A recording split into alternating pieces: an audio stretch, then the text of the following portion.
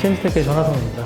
제가 오늘 준비한 내용은요, 저희 이제 회사 사업 이야기보다는 저희가 2003년에 저는 CNTTech를 창업했는데 2013년도부터 엑셀러레이터로서 투자를 쭉 했었습니다. 그래서 저희 투자 프로그램 이름이 이제 전하성의 어드벤처라고 하면서 그동안 10기술을 하고 10기술을 했고 이제 10기술 동안 저희 프로그램을 이제 지나간 기업이 한 200개 정도 되고요. 그 중에 저희가 48개 정도 투자를 했습니다. 물론 이제 투자 기업 중에서는 이미 폐업한 기업도 한 7, 8개가 있고 근데 이제 저희가 올해 이제 2개 정도 기업을 이제 엑싯을 지금 하고 있습니다. 지금 하나는 딜던이 됐고요. 그래서 저희가 그동안 투자하고 이제 회사하고 그거를 이제 스타트업 관점에서 어떤 시점에 어떻게 투자를 받아야 되고 어떤 시점에 어떻게 회수를 하는가, 그리고 이제 하나 더 저희가 붙인 부분은 저희가 최근에 저희 본업이 2015년도부터 지금까지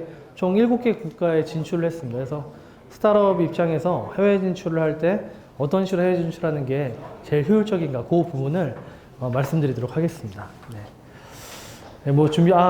제가 이제 중간에 요즘에 하도 ICO 얘기가 많이 나와서요.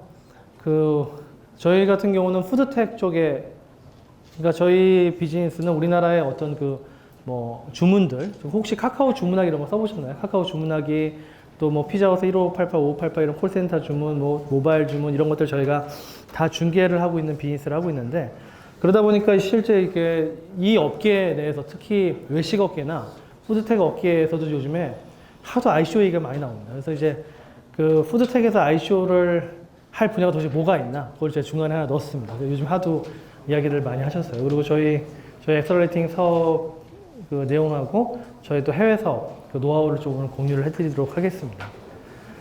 저도 이제 카이 상내벤처로 사업을 시작했는데 역시 어딜 가든지 스타트업 열기는 대전이 제일 뜨거운 것 같습니다. 오늘 와서 저도 많이 에너지를 받았습니다. 저희가 이제 하는 투자를 보통 시드 펀딩, 엔젤 투자라고 합니다. 여기 이제 오늘 카이트 재단도 오셨고 블루포인트 파트너스도 마찬가지로 다 이제 이 시드 쪽을 집중하는 엑셀러레이터들이죠. 그리고 이 시드 투자는 엑셀러레이터와 또 엔젤 클럽들이 많이 합니다. 저도 처음에 스타트업 투자를 엔젤 클럽에서 배웠습니다. 그래서 엔젤 제가 한 12년, 13년 이럴 때는 저도 서울에 있는 이제 고벤처 엔젤 클럽이라는 데서 부회장으로 활동하면서 스타트업 투자를 이제 같이 했었거든요.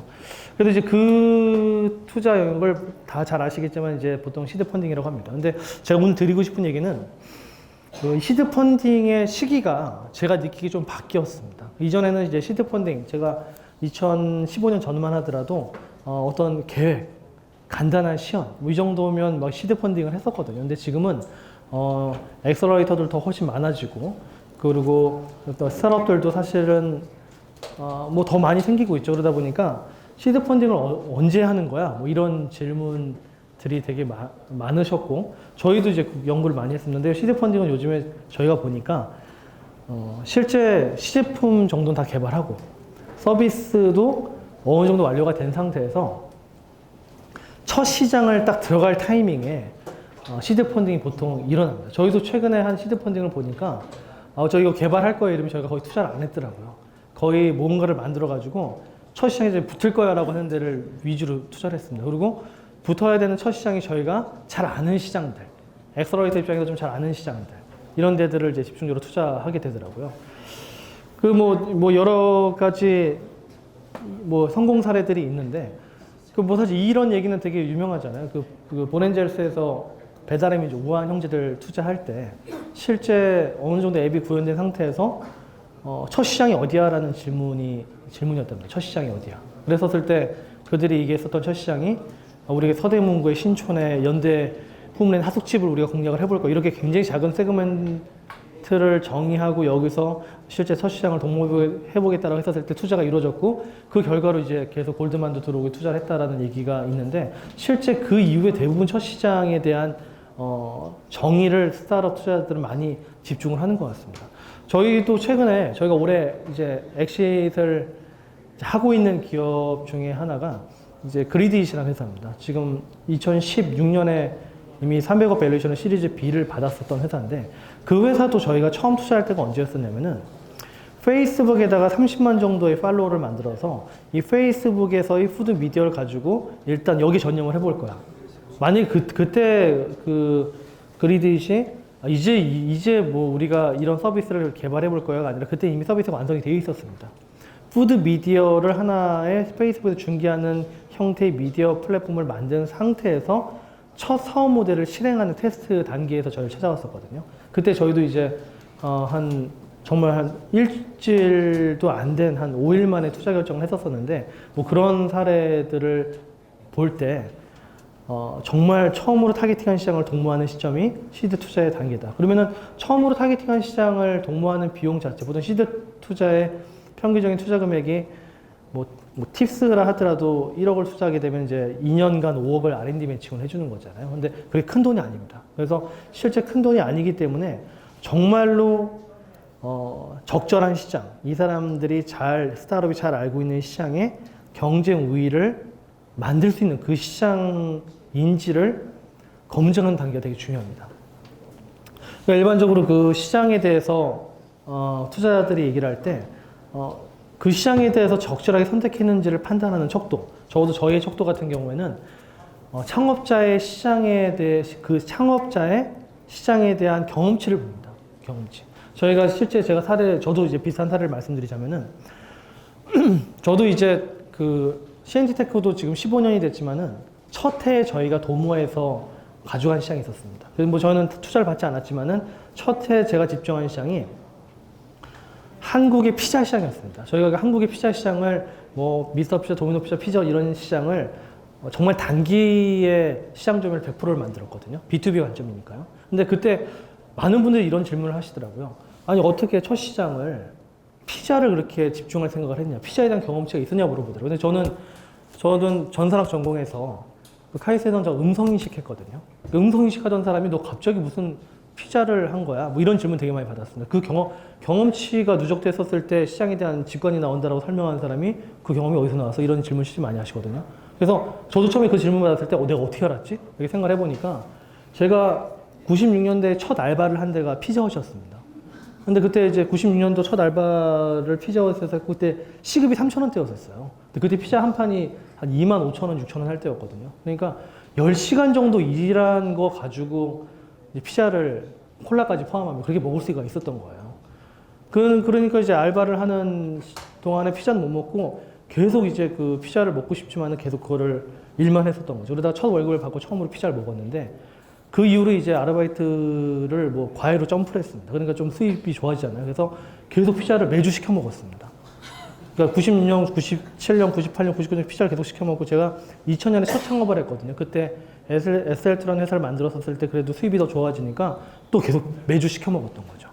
그래서 2003년에 제가 그 군대 문제가 생겨가지고 경영권을 내려놓게 됐었거든요. 그래서 그때 충격으로 병원에 입원했었는데 병원에 입원해서도 시켜 먹었습니다. 그러니까 생각을 해보니까 7년 동안 거의 한 주도 안 빼고 피자를 계속 시켜 먹었던 거예요. 그 7년 동안에 매주 피자를 시켜 먹었던 그 경험이 누적이 돼가지고 피자 시장의 문제를 직시할 수 있는 통찰력이 생겼던 겁니다. 인사이트가 생겼던 거죠. 그래서 저도 스타트업 하는데 늘 이거를 강조를 하거든요. 근데 제가 카이스트 E5도 멘토를 한 지금 4, 5년 정도 하고 있거든요. 그때도 어떤 스타트업이 있었냐면은 그 정육점에 가서 쇠고기를 이제 비전 기술로 카메라를 찍어가지고 이 마블링 상태를 가지고 이게 뭐 한우인지 육인지 뭐 이런 거를 판별하는 앱을 실제 개발한 회사가 있었었는데 제가 봐도 이게 정육점에서 돈을 낼 만한 그 광고 플랫폼 모델인지는 모르겠더라고요. 그래가지고 아니, 나도 모르겠다 그러니까 시장 조사를 정말 타이트하게 해야 되겠다. 혹시 제가 처음에 그걸 물어봤습니다. 혹시 아버지가 정육점 하시니? 물어봤더니 그런 게 아니더라고요. 그냥 그게 될 법해서 했다라는 얘기를 하길래 제가 그럼 정육점을 무조건 100군데 갔다 오라고. 돈을 이 사람들이 낼 수 있는지. 그래서 이 친구가 막 한 30군데 실제 갔습니다. 근데 정육점에서 시장 조사하면은 다음에 고기를 썰고 계시잖아요, 일반적으로. 오늘 이렇게 물어보려고 그러면 칼 들고 이렇게 물어보시고 하니까 무섭잖아요. 그래가지고 너무 고생을 하다가 저한테 항의를 한 겁니다. 아니, 이걸 왜 내가 해야 되냐. 내가 내가 실제 좀 구글링을 해보니까 스티브 잡스가 실제 이런 얘기를 했다라고 저한테 전달했거든요. 저도 알고 있는 얘기인데 시장조사 하지 마라. 직관에 의존해라. 이런 얘기를 했다는 겁니다. 그래서 시장조사 하지 말고 직관에 의존하라고 스티브 잡스가 얘기를 하는데 지금 나한테 뭘 시킨 거냐 하길래 거기서 뭐가 빠진 거냐면요. 괄호 열고 괄호 닫고가 빠진 겁니다. 시장에 대한 경험치를 쌓고 쌓아서 거기서 나오는 직관에 의존하는 얘기라는 겁니다. 경험을, 스티브 잡스 같은 경우에는 20대 중반부터 돌아가실 때까지 작은 퍼스널 장비를 만드는데 거의 미쳐있던 분이잖아요. 애플 보드부터 시작해서 애플 2, 그 다음에 넥스트라고 정육하게 뭐 컴퓨터부터 시작해가지고 뭔가 장비를 하나 줄여가지고 사람 손에 들어올 때까지 거기에 평생을 바친 분이잖아요. 근데 그분이 30년 동안 몰입해서 나온 게 아이패드를 거쳐서 아이폰을 만들어낸 거고, 이거는 그분의 직관이 맞습니다. 직관이 맞는데 그 직관의 베이스가 뭐였냐면은 그 오랜 시간의 경험의 누적이 아이폰 사업을 시작하는 직관을 줬다는 거죠. 결국 시장 조사보다는 경험치에 의한 직관이 성공 확률은 훨씬 높거든요. 근데 그 경험치를 쌓는 게 만만치가 않습니다.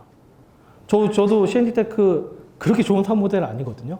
근데 사실 7년 동안 피자를 먹어서 생긴 운 좋은 직관이었었거든요. 이런 것들을 스타트업 입장에서는 몰입해서 만들어야 된다는 거죠.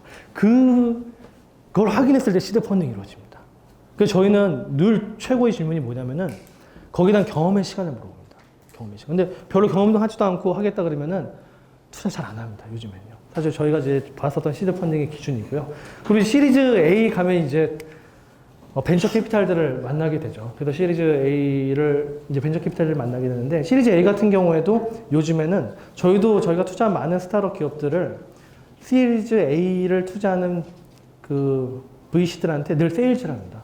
저희도 이제 투자한 지가 4년이 넘다 보니까 저희가 사실 이제 B2B 영업이 너무 힘들어서 나름대로 이제 그거를 좀 가끔 좀 해소하려고 스타트업 투자도 시작했는데 이것도 영업이 됐습니다. 그러니까 결국 저 엑셀러레이터로서 VC들한테 이게 세일즈를 해야 되더라고요. 똑같은 영업인데, 그때도 이분들의 얘기는 어떤 시장의 문제를 어떻게 해결했고 거기에 대한 성과를 기반으로 해서 시장이 커졌었을 때의 성과를 보통 저희가 설명하게 되더라고요. 그럼 결국은 그 다음 시장의 확장 개념으로서 VC들이 들어옵니다. 요즘에 사실 그게 더더욱이 명확해졌죠. 그래서 만약에 VC들을 만났었을 때 작은 시장에서라도의 검증이 없으면 요즘에는 그 다음 투자가 이루어지기가 굉장히 어렵습니다. 그래서 시리즈 A, B도 그렇게 되죠. 그 다음 시장. 시리즈 C도 그 다음 시장. 보통 근데 시리즈 C 정도 가면은, 시리즈 A 같은 경우는 기업 밸류에이션이 이제 보통 평균적으로 저희가 보니까 30억에서 한 70억 그 사이로 왔다 갔다 하고, 시리즈 B가 넘어가면은 보통 기업 밸류에이션이 100억이 넘어가더라고요. 근데 이제 시리즈 C 정도 되면은 그 이상인데, 그때 그 정도 몸집이 되면은 정말로 IPO를 좀 생각해 볼 수 있거나 또는 큰 M&A를 해볼 수 있는 상태가 되는 거죠. 그래서 결국 그 엑셀러레이터가 시리즈 A를 이제 토스를 해주고, 또 시리즈 A 파트너가 시리즈 B나 C로 토스할 때는 프라이빗 이쿼티 정도 토스를 해주고, 그런 그 다음 단계로 토스를 해줄 만한 투자자를 찾는 게 스타트업 입장에서는 제일 좋다는 겁니다. 그 배달의 민족의 성공의 이유를 여러 가지를 꼽죠. 여러 가지 꼽는데, 저는 배달의 민족의 성공의 이유, CEO가 뭐 훌륭한 것도 있지만은 저는 그보다 더 큰 이유를 본엔젤스라고 꼽습니다. 본엔젤스는 사실 뭐 역시 이제 카이스트 출신 이제 뭐 장병규 의장께서 만드셨지만은 정말 제가 볼 때 제일 탁월한 능력이 그 다음 VC한테 토스하는 그런 네트워크라고 보거든요. 본엔젤스가 사실 골드만에 토스를 해줬잖아요. 그거는 제가 볼 때는 최고의 네트워크를 만들어준 겁니다. 그 본엔젤스가 투자한 이후에 사실은 이제 시장을 장악할 수 있는 힘을 얻게 된 거니까. 그래서 그 스타트업 입장에서도 투자를 받으실 때는 저희도 사실 그 능력을 지금 배양 중입니다. 그래서 제가 아까 말씀드린 것처럼 B2B 사업을 하면서 늘 사실 영업하는 게 힘들어가지고 좀 위안을 삼고자 사실 엑셀러레이팅도 시작을 했던 부분도 있었거든요. 근데 똑같습니다, 이거죠. 그 다음 단계에 세일즈할 수 있는 그 능력을 가진 투자자가 굉장히 중요하다는 거죠. 네. 그래서 방금 말씀드린 겁니다. 그 STP를 해가지고 그 시장을 도모하는 순서대로 보통 투자 단계가 이루어지더라. 그리고 B2B하고 B2C가 다른데, B2B 같은 경우는 보통 업종별로 도모한 그 순서를 봅니다. 저희 같은 경우도 뭐 한국 피자, 한국 치킨, 뭐 한국 햄버거 뭐 이런 식으로 가고, 지금은 뭐 태국 피자 뭐 이런 식으로 저희도 도모를 하고 있거든요. 그런 식으로 업종별로 도모하는 것들을 보아가고, B2C 같은 경우에는 지역 개념이 반드시 들어가겠죠. 아까도 말씀드렸지만은 뭐 서대문구에서 시작한 배달의 민족이 강북을 하고 강남을 하고 이런 식으로 지역적인 확장이 보통 들어갑니다. 그리고 이제 그 JV에 대한 얘기입니다. 저희도 이제 그 해외 진출을 저희가 7개 국가에 진출했습니다. 7개 국가에 진출을 했는데 저희가 들인 노력에 비해서 얻은 것들을 비교해 보니까 바닥부터 저희가 만든 데들은 정말로 이제 기업이 천천히 성장을 합니다. 그리고 고생도 고생대로 하고요. 근데 조인트 벤처 파트너를 잘 만난 곳들은 정말로 이제 좀 원래 들어야 될 노력이 100이라 그러면은 한 30 정도에 이루어지는 느낌, 이런 느낌을 받거든요. 뒤에 나오긴 하지만은 이제 저희 같은 경우에는 뭐 베트남, 싱가포르 이런 데들은 저희가 바닥부터 100% 회사를 만들었었고, 근데 중국 샹하이라든지 그 다음에 뭐 태국의 뱅콕에 있는 뭐 3RD라는 회사 같은 경우에는 저희가 인수하거나 아니면 JV를 만들어서 이제 시장 진출했습니다. 근데 저희도 사실 상장 준비를 하고 있어서 저희 회사의 전반적인 매출이나 수익 이런 게 늘 중요하긴 하거든요. 근데 JV를 만들 때 그런 파트너를 찾는 게 되게 중요합니다. 나중에 저희 매출이나 이익을 봤었을 때 저희 회사에 여기 연결 재무제표로 사실 의미 있게 묶여야 되거든요. 그러려면은 뭐 51% 지분을 갖는 게 제일 정확하고, 아니 그게 안 될 것 같으면은 30% 이상이긴 하지만은 실제 이사회 구성이나 제가 대표이사의 지위를 맡는다든지 이런 형태로 IFRS 기반으로 연결재무제표를 하는 게 할 수 있는 JV 파트너를 찾는 게 훨씬 더 효율적입니다. 저희가 지금 베트남 같은 경우는 바닥부터 회사를 만들었는데 실제 지금 2년 차인데 이제 올해 한 7월에 BEP를 통과할 거다 이런 식으로 보고 있고, 매출 규모도 그렇게 크지가 않습니다. 올해 아무리 열심히 하더라도 이제 10억이 나올까 말까인데 실제 그 태국 같은 경우에는 저희가 회사를 그러니까 그렇게 비싸지 않은 가격으로 50%를 인수했는데 원래 적자인 기업을 사실 흑자 전환하는 데까지 시간이 한 4개월밖에 안 걸렸습니다. 그리고 실제 저희 회사에 기여하는 매출이나 영업이익이 베트남에 들인 그런 그 에너지에 저 개인적으로 한 30-40% 드린 것 같긴 하거든요. 근데 그 단기에 거둔 효과. 물론 100%로 연결이 되진 않고 단순히 한 51%의 연결이긴 하지만은 시간 대비 얻은 것들을 보게 되면은 훨씬 더 효율적이라는 결론을 내리게 됐거든요. 그래서 스타트업 시장에서도 JV를 통한 시장 진출이 적절하고요. 근데 이 과정은 한국에서 성공도 안 해보고 JV를 만들려고 해외 시장 진출해본들 파트너 찾기도 어렵습니다. 실제 한국에서의 성공을 근거로 해가지고 JV 제안을 했었을 때 큰 기업들하고 할 수가 있거든요. 보통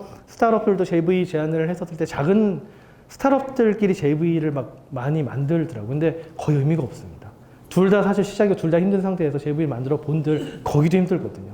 결국 JV 파트너는 제일 좋은 파트너는 나보다 몸집이 큰 파트너를 찾는 것이고, 그런 파트너를 찾을 때 가장 큰 힘은 한국에서의 성공이 제일 크거든요. 그래서 저희도 한국에서의 성공 실적을 가지고 역시 그것도 세일즈를 했습니다. 여러 저희가 JV 파트너들이 될 만한 저희보다도 몸집이 큰 기업들한테 지속적으로 세일즈를 해가지고 JV를 만들었을 때 훨씬 더 단기간에 좋은 성과가 나왔다라는 부분이 있고요. 그리고 JV 이외에는 늘 현지화 적절한 업무 분장 이런 부분에 대한 논의가 굉장히 중요한데 아무래도 저희는 기술 파트 위주로 가져가고 실제 현지화에 대한 부분들은 JV 쪽에 넘기고 이런 이 정도로 이제 업무 분장을 했었었는데 이거는 이제 사실 나라마다 달라서 그냥 한 줄로만 제가 간략히 썼습니다. 이게 전장이? 네. 근데 이제 엑싯은, 이번에 일반적인 부분들을 써놨는데요. 제가 아는 기업들 중에서 일단은 이제 그 IPO 하는 부분을 이렇게 보겠습니다. 여기 밑에 이제 우리나라 시장들을 써놨는데, 제가 아는 기업들 중에 코넥스에 상장을 한 기업이 있습니다. 저희가 투자한 기업 중에서도 하나 코넥스에 상장을 했거든요. 근데 처음에 이제 저희가 투자를 했는데 코넥스에 상장을 해서 막 좋아했거든요. 야, 엑싯한다 했는데 엑싯 잘 안 됩니다. 거래가 안 되니까 상장을 해본들 팔리지가 않습니다. 그래서 실제 코넥스에 상장을 하면은 뭐 이렇게 1년 이후에 코스닥으로 넘어가거나 뭐 그런 방법이 있긴 하지만은 어쨌든 코넥스를 통해서 무언가를 한다는 거는 저희가 느꼈었을 때 굉장히 비효율적이더라고요. 그래서 가급적이면은 상장 준비를 할 때 또 코스닥이 지금 그 문턱이 낮아졌습니다. 실제 이익이 없다 하더라도 들어갈 수가 있긴 하거든요. 그래서 오히려 코넥스보다는 코스닥을 어떻게 해서든지 노려야 된다. 사실 그런 형태로 저희 투자 기업들한테는 늘 얘기를 하고 있습니다. 그리고 이제 저희가 신주, 구주 저런 얘기를 써놨었는데, 요즘에 저희가 나름대로 이제 그 스타트업들, 저희도 엑시트를 생각을 하다 보니까, 보통 이제 시리즈 A에서 B, B에서 C 넘어갈 때, 밸류에이션 이슈가 늘 있더라고요. 그러니까 시리즈 A를 좀 더 밸류에이션을 낮게 했었어야 되는데 시리즈 B가 안 되고 있네. 또는 시리즈 B를 좀 더 낮게 했어야 되는 시리즈 C가 이런 이슈가 늘 있습니다. 저희도 그나마 성공한 기업들 보게 되면은 그때 그 밸류를 높이려고 막 애를 쓴 게 후회스러울 때가 꽤 있더라고요. 그래서 이제 그때 저희가 이게 이런 방법을 한번 쓴 적이 있었습니다. 그러니까 저희는 어찌됐건 CD에 들어가니까 시리즈 B에서 C로 넘어갈 때 저희가 가지고 있는 구주를 목표한 스타트업의 시리즈 C 단가보다 사실 미리 좀 싸게 팝니다. 싸게 팔고 시리즈 C를 스타트업 목표 단가로 들어오게 되면은 새로운 투자자는 그 중간 정도 단가로 사실 내고가 되는 거거든요. 그래서 저는 요즘에 그것도 이제 엑셀러레이터의 역할이 될 수 있다라고 생각해 저희가 실험적으로 하고 있는데 실험이 잘 되면 제가 다시 와서 말씀드리겠습니다. 또 이제 그런 형태로 저희가 이제 나름대로 지금 이제 세일즈를 또 하고 있습니다.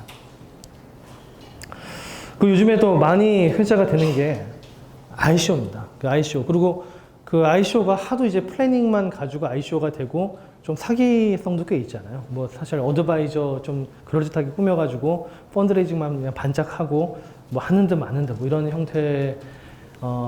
이런 형태의 ICO도 많아서 요즘에는 사실은 이제 대세는 리버스 ICO를 또 많이 하죠. 실체가 있었을 때 ICO를 하는 부분이고 리버스 ICO의 뭐 대표적인 사례가 뭐 텔레그램 이런 것들을 사실 들 수가 있습니다. 그리고 지금 한빛소프트가 추진하고 있는 것도 게임머니에 대한 토크나 역시도 리버스 ICO라고 사실 볼 수는 있습니다. 그래서 저도 이제 많은 스타트업들이 저희가 투자한데도 심지어 그런 얘기를 하더라고요. 요즘에 뭐 저희 아는 친구가 ICO 했는데 뭐 몇십억 정도 지금 해가지고 저희도 하려고 뭐 하도 이런 얘기를 하니까 근데 저는 이제 그래도 지금 장기적으로 우리나라는 사실은 그 암호화폐 관련해서는 불법이 아니라 법이 아예 없습니다. 무법이어서 사실 더 위험하거든요. 그나마 법 체계가 갖춰져 있는 나라가 뭐 싱가포르, 스위스 이 정도인데 그래서 지금 저희 스타트업들한테 얘기하는 거는 그나마 한번 시도를 해보려면은 리버스 ICO 모델을 따라가는 게 좋고 관련된 다큐멘터리를 최대한 좀 읽어봐라 라고 얘기를 하고 있고 그나마 또 리버스 ICO를 할 만한 제일 좋은 플랫폼은 이더리움 코인 플랫폼이거든요. 이더리움 코인 플랫폼에서 리버스 ICO 할 만한 분야를 찾아서 해보되 너무 이쪽으로 치우치지 말라고 얘기를 합니다. 그래서 왜냐면은 그리고 이제 저희가 푸드텍 분야다 보니까 그래서 저희 스타트업들이 이제 하도 리버스 ICO 또 얘기를 해서 그나마 저희가 푸드텍 분야, 저희는 푸드텍 위주로 투자를 하니까 푸드텍 분야에 저희가 리버스 ICO를 할 만한 분야를 좀 찾아봤거든요. 찾아봤는데 크게 이제 뭐 코인이나 토큰, 보통 토큰이 이더리움 같은 코인 플랫폼을 기반으로 해서 그 위에서 토큰을 이제 기능별로 발행하는 걸 보통 토큰이라고 하는데 이 코인도 크게 두 가지로 나뉘긴 합니다. 그러니까 유틸리티 코인과 시큐리티 코인. 유틸리티 코인은 실제 이 퍼블릭 블록체인. 그러니까 블록체인이 또 퍼블릭 블록체인과 프라이빗 블록체인으로 도 나뉘긴 합니다. 프라이빗 블록체인 같은 경우는 정말로 블록체인 기술이 필요해서 구현해 나가는 거를 이제 프라이빗 블록체인이라고 하죠. 실제 제가 지난주에 SK텔레콤의 블록체인 TF장을 만나서 좀 그 이야기를 나눠본 적이 있었었는데 실제 뭐 프라이빗 블록체인 프로젝트 중에 이런 것들이 대표적입니다. 뭐 첫 번째가 보험회사에서 사람의 건강 기록 자체에 대해서 실제 속일 수 있잖아요. 내가 혈압이 높은데 혈압이 안 높은 듯이 뭐 할 수도 있고. 근데 그런 부분들을 PPE 같은 것들을 몸에 이제 트래킹을 해가지고 이 원장 정보가 훼손이 안 돼요. 그러니까 프라이빗 블록체인의 사무모델 대부분 중앙화된 원장이 누군가에도 훼손될 수 있는 가능성이 있으면 다 그런 형태로 사업 모델이 이루어집니다. 그래서 뭐 그런 그 보험회사에서 그 몸 신체 정보에 대한 원장이 훼손이 안 되니까 운동을 해서 몸이 좋아지면 보험료가 떨어지고 맨날 술만 마시면 보험료 올라가 뭐 이런 형태에 대한 실제 프로젝트를 수행을 한 적도 있고 또 중고차 플랫폼도 마찬가지죠. 중고차 같은 경우에도 사고 차량에 대해서 계속 누군가가 정보를 훼손시키잖아요. 이런 데들의 프라이빗 블록체인 기반으로 들어갔는데 보통 블록체인이 들어가면은 제일 먼저 하는 질문들이 뭘 탈중화 하셨어요? 뭐 이런 질문들을 많이 하는데 프라이빗 블록체인을 보게 되면은 중앙화와 탈중화가 교묘하게 섞여 있습니다. 그러니까 뭔가 원장이 왜곡될 만한 부분만 탈중화를 하는 시도가 되게 많고 이런 부분을 하이브리드 블록체인이라고 또 부르더라고요. 근데 이제 제가 여기 소개한 여기 소개한 거는 퍼블릭 블록체인 가지고 그나마 리버스 ICO를 할 수 있는 푸드텍 분야를 제가 한 4개로 정리를 해본 건데요. 실제 시큐리티 코인은 사실 완전 자산이랑 똑같습니다. 주식이랑 똑같고 시큐리티 코인을 기반으로 리버스 ICO를 하겠다라고 하면 요즘에 잘 안 됩니다. 대부분 리버스 ICO를 한다 그러면 시큐리티 코인보다는 유틸리티 코인, 이게 실제 필요해라고 얘기할 수 있는 유틸리티 코인인 거죠. 그래서 그 푸드텍 분야에서 그나마 유틸리티 코인이 필요한 분야가 뭔가 이제 그 페이먼트 게이트웨이 결제를 일부 대체한다든지, 또 실제 그 KFC 캐나다에서는 로얄티를 유틸리티 코인으로 발행한 사례가 있습니다. 실제 어차피 로얄티, 그러니까 게임 머니를 코인화 시키는 것처럼 이것도 그 로얄티를 사실 토큰화 시킨 거죠. 그리고 또 하나 시장이 뭐가 있냐면은 요즘에 배달 대행이 되게 많거든요. 배달 대행 회사들, 뭐 예를 들어 부릉, 달리고 바로고 이런 회사들이 있는데, 이런 회사들 같은 경우에는 중앙화의 오류를 실제 가지고 있습니다. 어떤 중앙화의 오류냐면은 보통 배달 대행을 하려면은 우리가 적립금들을 이렇게 넣거든요. 적립금들. 그러니까 실제 우리 레스토랑에는 배달 기사가 한 명도 없는데 배달 기사가 있는 것처럼 실제 배달 대행 회사를 부르려면은 적립금을 한 100만 원 정도 넣어야 됩니다. 근데 그런 적립금들이 보통 뭐 메이저 회사들 뭐 부릉, 달리고 바로고 정도 되면은 한 2, 300억이 모입니다. 근데 2, 300억이 모인 이 적립금을 손대면 안 되잖아요. 근데 스타트업이다 보니까 손을 대는 거죠. 그럴 수밖에 없죠. 스타트업이니까 실질적으로 사업 모델이 완벽하지 못하니까 당장 급여를 줘야 되니까 이게 손을 대는 겁니다. 그러면은 이게 상조회사처럼 될 수 있잖아요. 이게 난리가 날 수 있는 거죠. 그래서 이거를 사실은 이런 걸 중앙화의 오류라고 하거든요. 그래서 이걸 탈중앙화가 토큰화 시키게 되면은 그런 일은 사실 없어지긴 합니다. 그래서 이걸 토큰화 해야 된다라는 움직임이 있죠. 그리고 이런 가상계좌, 그들이 보통 가상계좌를 쓰는데 가상계좌 간 거래이체, 그 계좌 이체를 할 때도 실제 300원, 500원 정도 계속 수수료가 발생하니까 이것도 은행이 있기 때문에 생긴 중앙화의 수수료이기 때문에 이제 탈중앙화를 통해서 이런 수수료도 마저 없앨 수 있으니까 그 부분은 사실은 저희가 유틸리티 코인으로 가능한 걸 사실 보고 있긴 합니다. 그래서 이거는 실제 토큰화가 되겠다라고 얘기를 하고 있는 거죠. 그리고 시큐리티 코인은 약간 좀 위험한 분야긴 한데요. 사실 로열티 같은 경우에도 유틸리티나 시큐리티 코인에서 한 중간 정도 되는 형태이고요. 그 다음에 가령 뭐 이런 게 있을 수 있죠. 가맹점 모집을 할 때도 시큐리티 코인으로 가맹점 모집을 할 수 있겠네. 이건 이제 제 아이디어라기보다는 그런 아이디어들이 좀 나오고 있습니다. 그래서 이게 실제 푸드텍과 관련된 또 프랜차이즈와 관련된 ICO 사례인데, 근데 사실 이런 리버스 ICO라 하더라도 굉장히 많은 검증을 하고 많은 조언을 얻고 그렇게 시작을 해야 됩니다. 자칫 잘못하게 되면은 오히려 사업을 더 안 좋게 할 수도 있다는 것들을 늘 이제 경계를 해야 됩니다.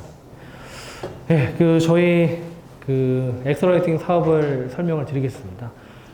저희는 이렇게 이제 저희가 이제 진출한 나라들이거든요. 이거 싱가포르, 방콕, 뭐 이제 쿠알라룸푸 이런 데들인데, 저희가 진출한 나라에 이제 저희 스타트업들을 선발해서 저희가 지금 저희 홈페이지에 그 전화성의 어드벤처 11기를 뽑고 있습니다. 저희 키워드가 인공지능, 푸드텍 이런 키워드로 지금 선발을 하고 있는데요.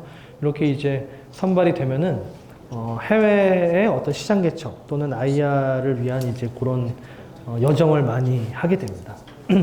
그래서 저희가 투자한 회사들이고, 여기 있는 회사들은 사실 올해 저희가 지금 엑시트 중인 회사들이고요. 그동안 저희가 이렇게 1기부터 10기까지 한 200개 정도가 지나갔고, 그 중에 거의 이제 50개 정도 투자를 했습니다. 그래서 지금 11기 이후에는 저희도 지금 이제 요즘에 마이크로 VC 개념으로 완전 초기 기업 모태 펀드들도 실제 좀 나오고 있어서 그런 것들을 올해 저희가 한 단계 위로 저희도 투자 규모를 좀 올려보려고 준비를 하고 있습니다. 그동안 저희 투자한 회사들이고요. 그래서 뭐 대강 한 15억 정도 했고, 그 다음에 저희 세외 법인들입니다. 그래서 100% 보유한 법인이 있고, 또 50%, 51% 보유한 법인들이 있는데, 이런 법인들은 이제 조인트 벤처 형태로 지금 진행을 한 것이고요. 그래서 저희가 중국 샹하이가 제일 먼저 만든 법인이었는데, MVS라고 하는 중국 현지의 포스 하드웨어 유통업체 1위 업체랑 만들므로 인해서 중국 시장에 대한 저희 기술 판로를 굉장히 쉽게, 굉장히 쉬운 건 아니었죠. 남들 사드로 다 고통받을 때 저희는 고통을 이제 거의 안 받고 진출하긴 했습니다. 그게 조인트 벤처 힘이었고요. 웨이하이는 콜센터이고요. 그리고 이제 싱가포르 법인입니다. 태국 법인은 이제 저희 회사를 인수하면서 원래 이제 금융 쪽의 콜센터 법인이었었는데, 저희가 기술 이전을 하면서 지금은 뭐 KFC 피자헛, 뭐 디오로 이런 현지 외식업체하고 시장을 넓히고 있고, 이 회사 같은 경우도 2020년에 태국 현지 상장을 좀 목표로 하고 있습니다. 말레이시아고요. 뭐 베트남을 100% 좀 고생은 하고 있는데, 그래도 올해 저희가 뭐 롯데리아니 피자헛, KFC 이런 서비스를 런칭을 하면서 지금 순항 중이고요. 네, 저한테 한 3, 40분 정도 시간이 배정됐었는데 제가 준비한 내용이 여기까지 질문이 있으면 받고 마치도록 하겠습니다. 혹시 질문 있으신가요?